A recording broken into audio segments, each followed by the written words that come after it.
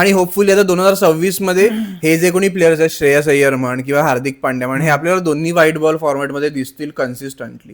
कारण की हार्दिक पांड्याला ओडीआय साठी आता जास्त कन्सिडर नाही केलं जात, त्याला फक्त T20 खेळतात. मान्य त्याची फिटनेसचा इश्यू असतो, तो खूप इंजुरी प्रोन आहे. पण लोअर बॅकचा पण जरा इश्यू.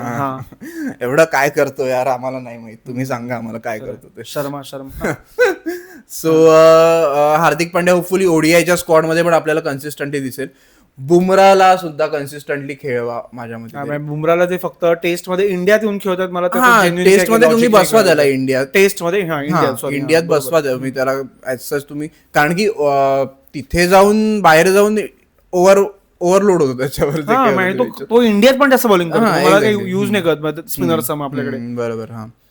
सो चॅम्पियन्स ट्रॉफी तर आणि फायनल पण आपण वन साइड आपण अख्खी चॅम्पियन्स ट्रॉफी डॉमिनेट केली असं आपण म्हणू शकतो. एकतर आपण एक जे कर्स होतं की आपण म्हणतो की एकतरी मॅच हरली पाहिजे, लॉ ऑफ ऍव्हरेजेस, ते आपण T20 वर्ल्ड कपला मोडलं, ते आपण चॅम्पियन्स ट्रॉफीला पण मोडलं. 2023 मोडता नाही आला आपल्याला.